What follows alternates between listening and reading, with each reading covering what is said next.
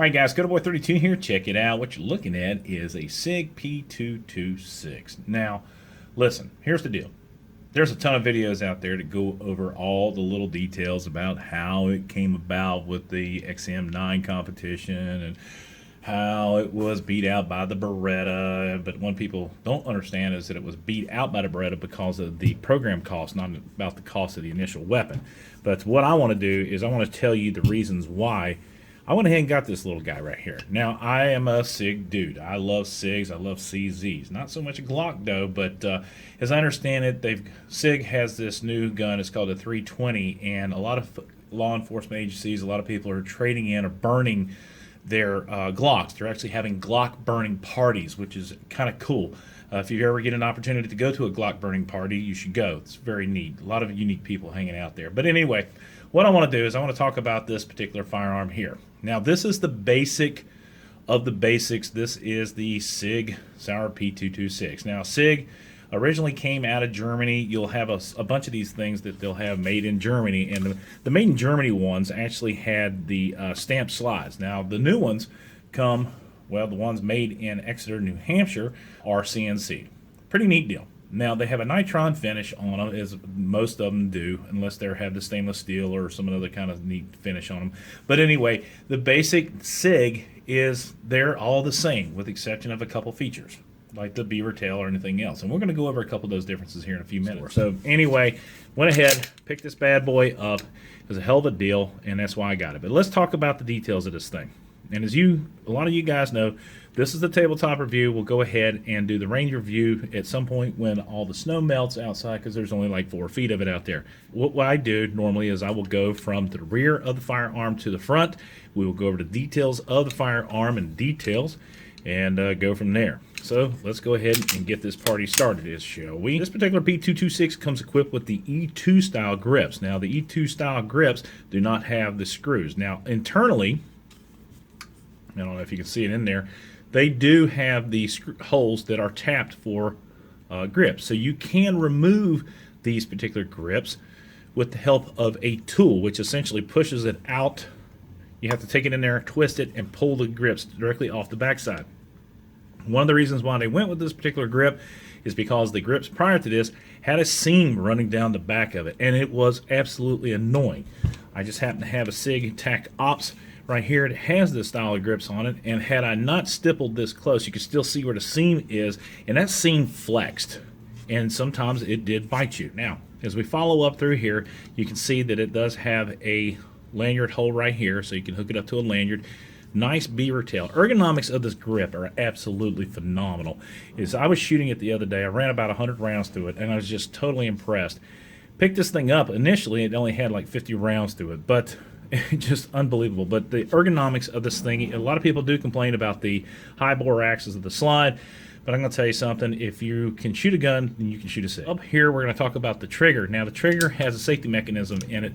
Unless that hammer's pulled or the trigger's pulled, that hammer will not move forward. Let me show you. See how that is locked through? And what that is one of the additional safety features. So in the event that you drop this firearm, unless your finger's pulling the trigger, that hammer will never make contact with that firing pin.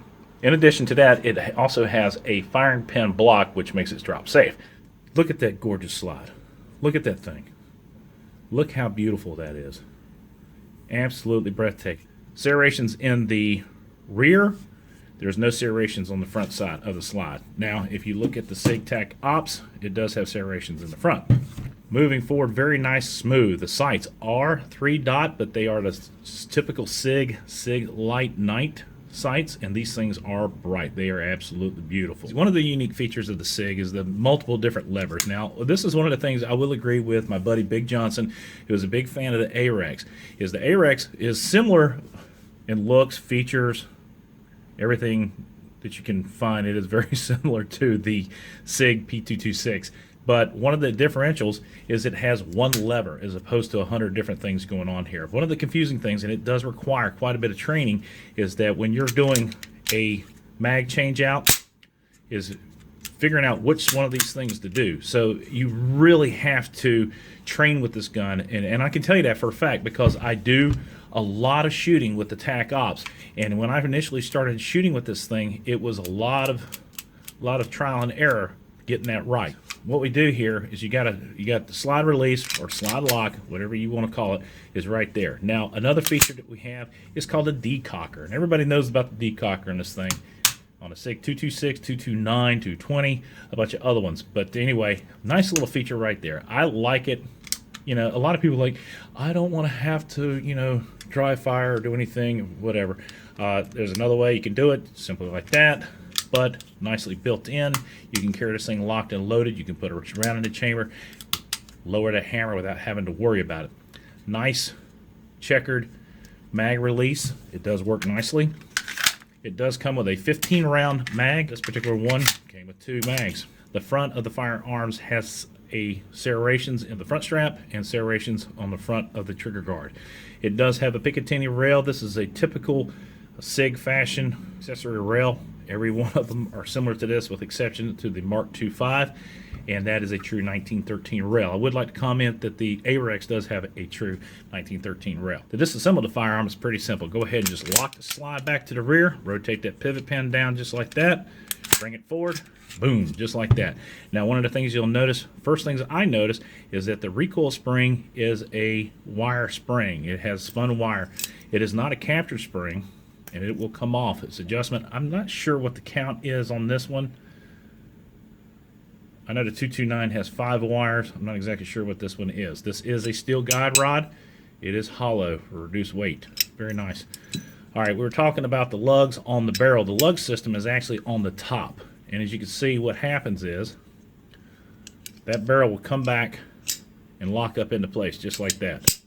And that's why sometimes you'll get some wear on the top of the barrel, and also you get some wear in the top of the slide right there. Beautiful CNC'd slide. It does have the firing pin block. And an interesting little roll area right here is if this slide is not in place, that firearm will not go off. And correlation with this little piece right here, as you can see. All right. Really nice looking slide. CNC'd all the way. Beautiful.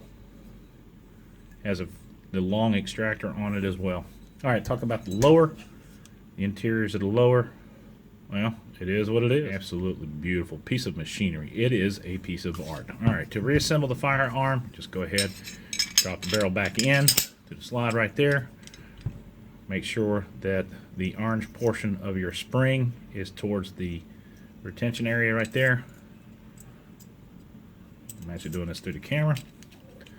Place it back in park. Now, one of the things about the lower slide and the upper slide, the lower slide has rails from front to back and to the rear, all the way across. And what that does is it provides you with a lot of stability when you're shooting this thing.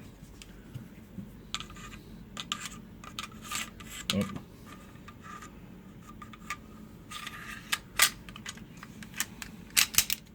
Bring it in there like that. Bring that back up. Boom, you're redone.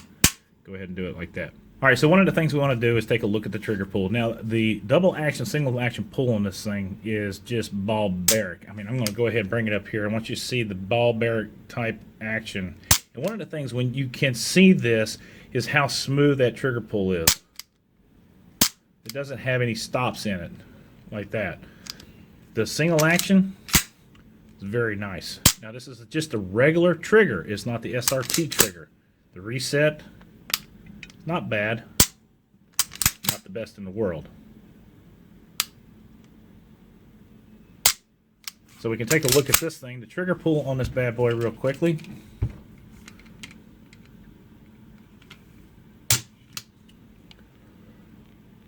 Is just under, it's like 5 3/4 pounds, just for kicks and giggles.